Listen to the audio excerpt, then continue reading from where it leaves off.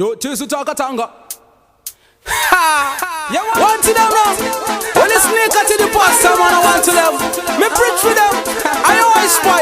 Let me teach them, you know. Yo, chase Takatanga. My Bluetooth is a guru. I'm not talking about phone. I got to know what to man. Want to them?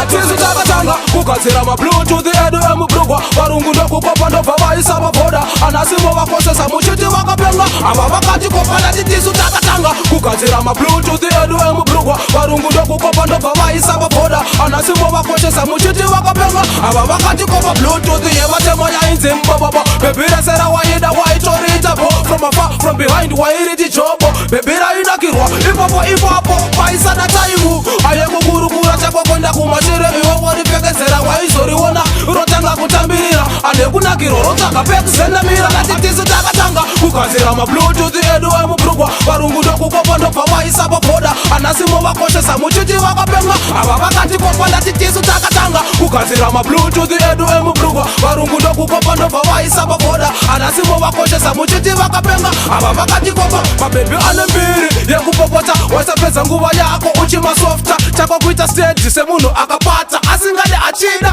waizomusota nebluetooth waiita dzakakosha yei waiita dzekufusha yei very big akisha yayo ndatitisu Takatanga kugadzira mabluetooth edu emubrugwa varungu ndokukopa ndobva vaisapa bhoda anasimo vakoshesa muchiti vakapenga ava vakati kopa ndatitisu Takatanga kugadzira mabluetooth edu emubrugwa varungu ndokukopa ndobva vaisapa bhoda anasimo vakoshesa muchiti vakapenga ava vakati kopa Bluetooth yevatemo yainzimbabwe bebiresera waida waitoritapo from afar from behind wairiti jobo bebira inakirwa ipapo paisana taimu ayekukurukura chakokwenda kumashure iwo waripfekedzera waizoriona rotanga kutambirira anekunakirwa rotsvaga pekuzendamira atisu Takatanga kugadzira mabluetooth edu emubrugwa varungu ndokukopa ndobva vaisapa bhoda anasimo vakoshesa muchiti vakapenga ava vakati kopa ndatitisu Takatanga kugadzira mabluetooth edu emubrugwa varungu ndokukopa ndobva vaisapa bhoda